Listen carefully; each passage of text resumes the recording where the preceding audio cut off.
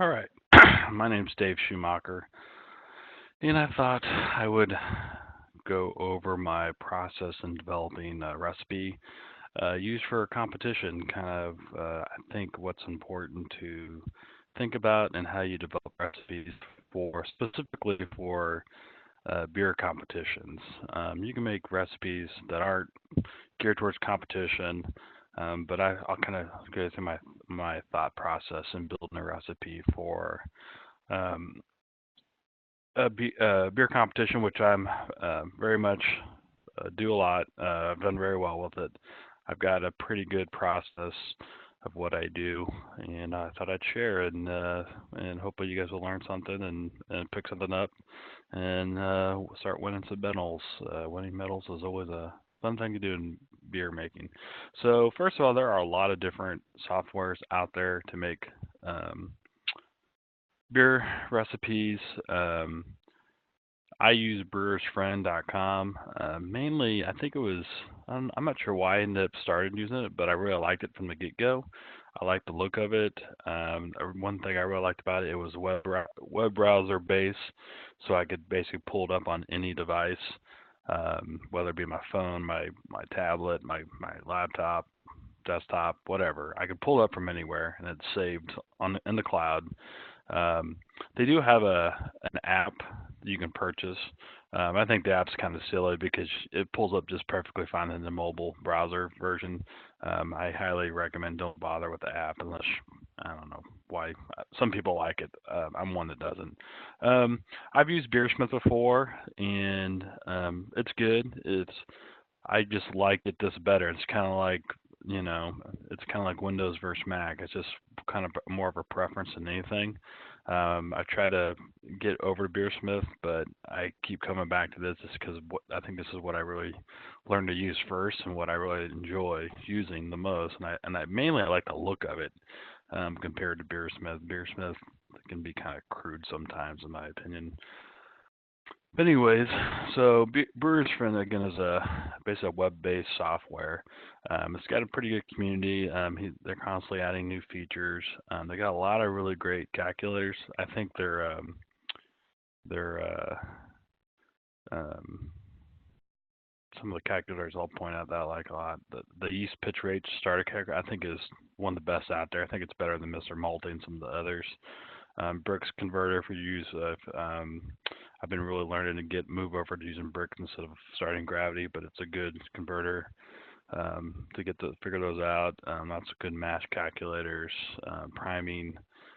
The bottling calculator is really good. K carbonations. So it's got a lot of different tools you can use. You can search recipes. If you're not sure about certain yeast, you can look up different yeast profiles based on what laboratory they come from, and um, temperature ranges, attenuation. It's got a lot of good info out of here that you can look up really easily. Um, I will say one thing, Beersmith, I think might do this a little better having some of that info, but it's almost coming equal. And it's got a my brewing, so I can look at my inventory, things I save, equipment profiles, that sort of thing. But I'm basically going to show you how I create a beer recipe. So you start with a new beer recipe. So before you even start doing this process, you kind of have to make a decision what and have an idea of what you're going to brew. Um, this for this demo, I know it's time to make up my barley wine that I usually do once a year about this time of year, and I usually plan for competitions, usually for the summer fall range, so it has plenty of time to. Barley wine is going to be a big boozy beer. It um, needs time to age and kind of smooth out a little bit with the boozy alcoholness. So I kind of give it plenty of time. And with beer competitions, depending on the style, timing is everything.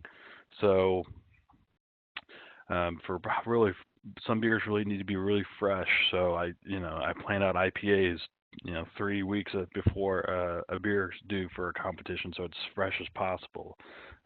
Beers that need to be lagered need a little more time to go through the lagering process.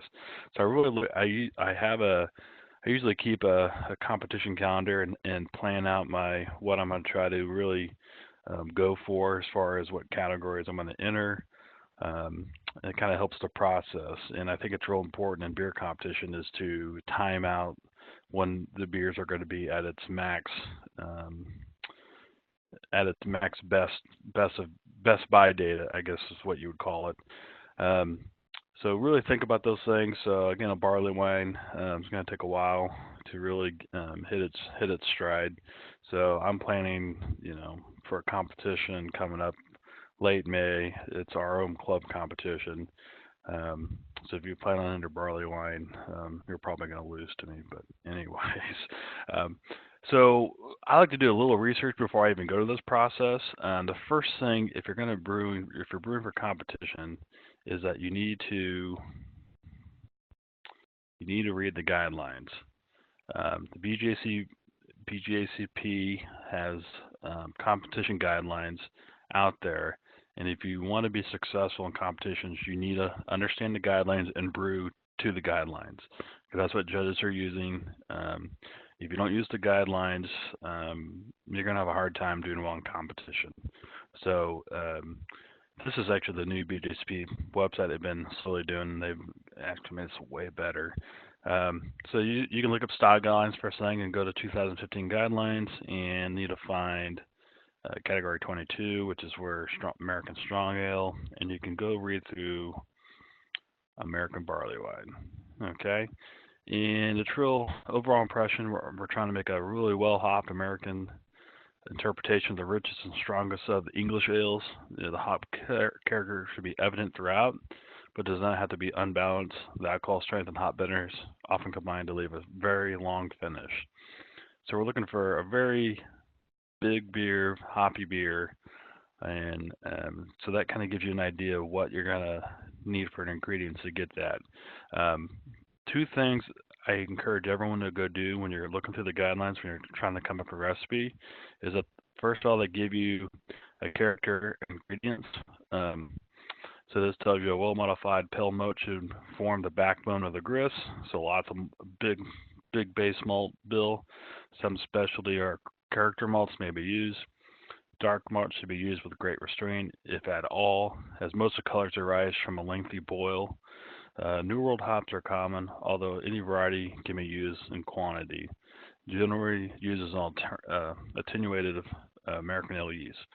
So that tells me I basically need a big old malt bill of base malt, some crystal for color, and lots of hops. And so it kind of gives you an idea of what you should be doing. Some other styles, um, probably one's kind of a little more open. Some styles are real basic, Pils malt only, Saaz hops for like a German Pilsner. So really read those things to help you pick the right type of ingredients you should be using before you even start thinking about putting together a recipe. And then the other thing I like doing is it gives you commercial examples. So um, usually you can find at least one of these in your general area and go taste them. And even better, that you can search these guys. And most breweries are getting really good about putting info about their beers out there. So here's Hog Heaven by Avery. Tells you a little bit about it. Then down here, look at this. It shows us that they use full-bodied multi-dank. They use malt varieties two row and C80. They use a London ale yeast, and they use Columbus hops for both bitter and dry hop varieties. And then look at here, they even have a homebrew recipe already scaled up for a 5-gallon batch. So this kind of helps you get an idea what you might want to do. You could use this recipe, which me personally, I don't think there's anything wrong with using someone else's recipe for competition. Some people think that's wrong, but I think that's stupid. I think it's more about the process and are you able to um, brew the beer properly, ferment the beer properly, package the beer properly. Um, I don't think there's any sense of reinventing the wheel. Be honest, I think when people come with recipes, I'm sure someone's already done it. There's some people been brewing, so um, So that gives you an idea. We can go look up. Let's go look up Sierra Nevada Bigfoot, one of my favorite barley wines. Let's see what they say on their website. Sierra Nevada Bigfoot barley wine. And look us here. They tell us what they use: two-row caramel malt, ale yeast, Chinook, Cascade, Centennial. So it gives you an idea, and you'll start seeing common things. You know, we're seeing two-row caramel malt, we're seeing a little bit of crystal, and we're seeing, you know, citrusy kind of hops and dank kind of hops. So you can kind of use these as guidelines as you start thinking about what you want to do in your beer. And another great resource is the American Homebrewing Association homebrew recipe section, and we can look up barley wine. And again, you've got lots of recipes out here. You can look. Some of these are national winning recipes. Some of them are not. I think you can just Google award-winning home barley wine recipe. You'll have thousands of recipes. And what I like to do, I like to study some of these before I even start and see common things, and you can start building your own recipes. So let me go back to my recipe. Start editing editor. So first thing you want to do is almost all softwares have the guidelines already built into them to help you build your recipe out.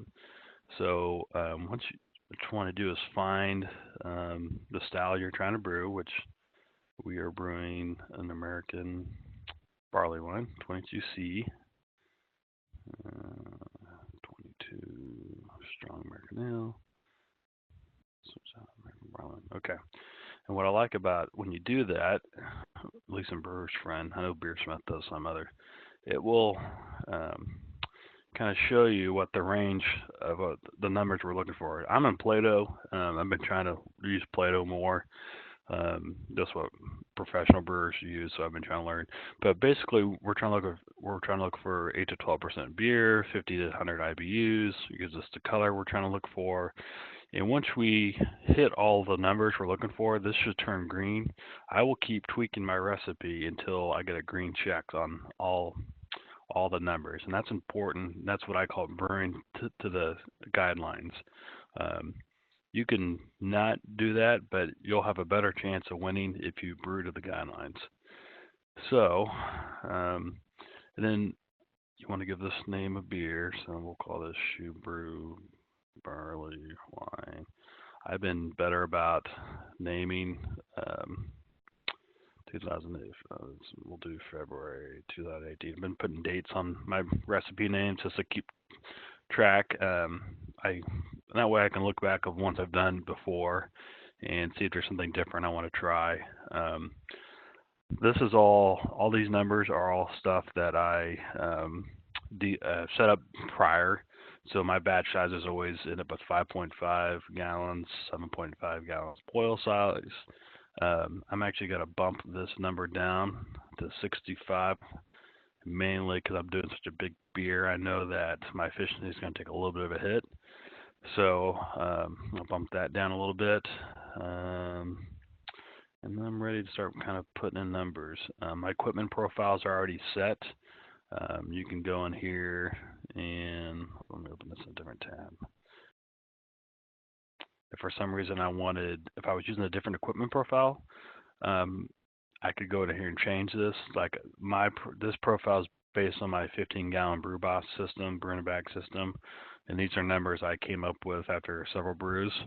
It's very important that you figure these numbers out yourself. You can start out with the default numbers, and you'll have to learn how to change these up as you brew a couple times to really get your process right and hit your numbers. If your numbers are way off, you need to go in and change your equipment profile. It's probably not correct, and I'll do a video about how to properly set equipment profiles.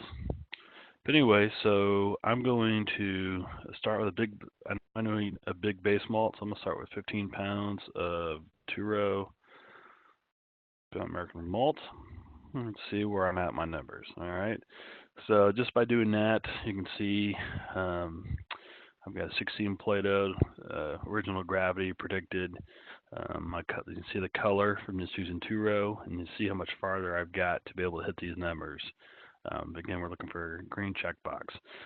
Some things, a couple things. One little thing I like doing for my barley wine is instead of using more 2-row, I actually like to use extract, mainly because it my system maxes out at 26 pounds of grain, so it saves me a little bit of space as far as my mash, my brew in a bag basket. But for barley wine specifically, though, I really like the flavor profile that extract adds to your grain bill. It kind of adds this nice richness that I think is important for a barley wine, and it's an easier way to make sure you hit your gravity numbers. All right, so you can see I'm within range now of um, the original gravity, so I can go all the way up to 28. It should be at least 8% beer, and you can see my color here is getting there. Okay. The next thing I'm going to add, another thing I like to do in my barley wine, just to add a little complexity, is I like rye malt. So I'm going to add 2 pounds of American rye. Rye malt just kind of adds a little bit of richness and complexity to your malt bill.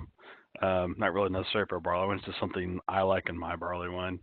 I think it adds a little bit of spiciness too, and also it bumps up your ABV a little bit too. So that's kind of what I do. And then I'm gonna need some crystal malt to get my color right. So I personally like um, to a half pound of 60, which is pretty standard that I use all the time. Okay, so our color is still a little light for a barley wine. Then I like to match that with some, let's go, quarter pound of 120. 120 should give me a little more color. All right, and you can see our color range is about where on the lighter side of the style range, right? So there's a big range, 10 to 19 SRMs, pretty big range. About 11% ABV. I don't know why my final gravity is not showing check marks. It should. That's weird. So that's kind of my malt bill that I feel pretty good about. I don't want a whole lot of crystal, and you can see the percentages of what I've got here. So I only got about, was that 4% worth of crystal malt, about 10% rye, and then the rest is basically 2-row. So that's kind of a good balance in my opinion. Not a lot of crystal, should be really rich, and big malt bill, about 20 pounds total. I will add my mash step, which is real easy for me since I'm a brew in a bag person. I just do a single infusion at 150 for 60 minutes, and that is it. You could add a little more if you do a decoction or fly sparging. You could add these however you want. Add the mash steps you like. When I brew in a bag, there's just one infusion, and that's it for my mash step. The yeast I'm going to use Danstar Nottingham, which I use for, I'm pretty much exclusively using this unless it's a specific style. I always try to hold at 68. It's a recommended ale. Like about Nottingham, it's very high alcohol tolerant beer, especially our yeast for this style of beer. So I know it's going to handle the alcohol. It's fairly clean. It's got a wide range you can ferment it at too. So it's, I don't know. I've learned to really like this beer a lot. And I'm going to show you here that, see what my yeast kegger looks like. So you can see how much, I'm going to be a little short with 1 pack each, which is 11 grams. If I add 2 packs, 2 packs of yeast, the 2 packs of Nottingham should be enough for this beer when I'm going to purchase my grain bill. So that's kind of what I'm planning out there. All right, it's time for hops. So I'm going with a mix of C hops. I'm gonna start out with 2 ounces of I just got some fresh Cascade, So I'm gonna start out with a bitter and hop of 2 ounces of Cascade. That gets me about 40 IBUs. So I've got a little while to go. I like to do a 10 and a 5 minute addition as well. I'm gonna go 1 ounce of Simcoe. I like Simcoe a lot. I think Simcoe adds just a little bit of a dankness to your beers and makes them pretty dry. I'm gonna go a 10-minute Simcoe. I'm gonna do 1 ounce Cascade at 10 minutes also. All right, now let's see what our IBUs. All right, so you can see almost 60 IBUs now, which is what I'm looking for. I'm going to add a flame out, a 1 ounce of both Simcoe and Cascade again.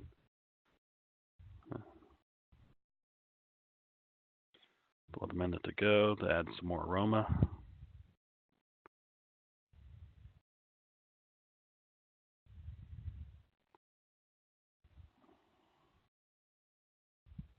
Then I'm also going to add a dry hop too. I'm going to go Simcoe and Cascade again.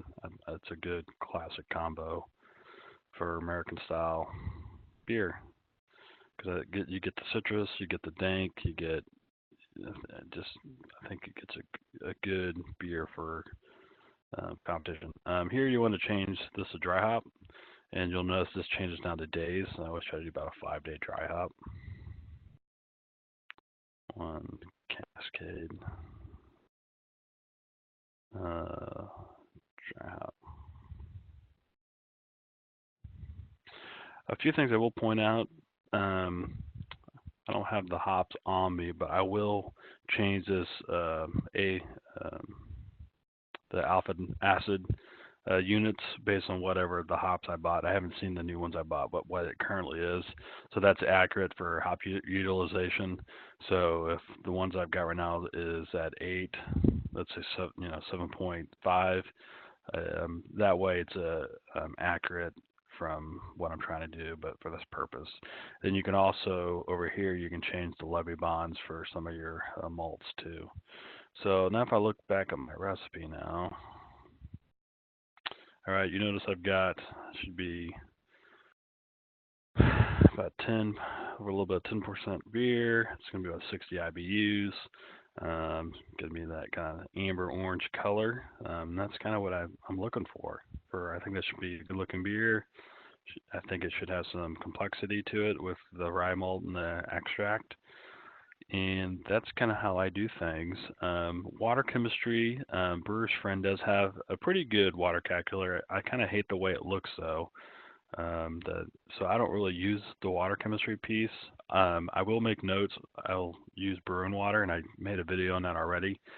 I'll take this recipe and put it in Brew and water and use probably a full-bodied amber profile. And I will make notes in here what additions I'll add in this box here.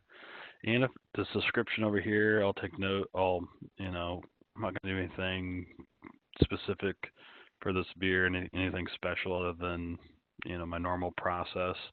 But if I was to toast a malt or add some fruit later or whatever I might do, this is where I would add that in the description in the notes to just remember as I go. So I like this where I'm at, and so it's important to save the recipe.